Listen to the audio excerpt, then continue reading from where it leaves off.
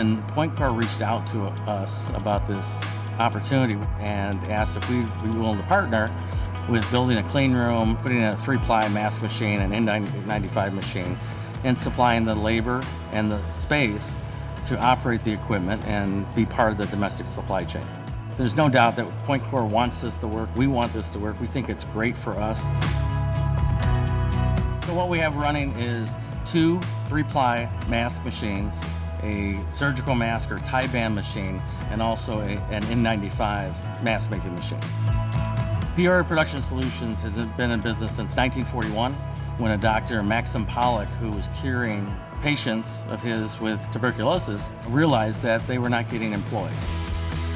One of Peoria Production Solutions' goals is creating jobs for people and people with disabilities, and the fact that they've chosen not to go fully automatic, it does create more jobs in the community. And the culture here is completely different from any other manufacturing facility I have ever worked in. When you hear people say that they work for a family, it feels like that here. When the equipment came in and we started operating, it was really something to behold because the equipment is very precise. We really had to up our game and really recruit people to run the equipment. Our production has really increased a lot, and that's really due to our team and their reliability, their intelligence, and just them working together.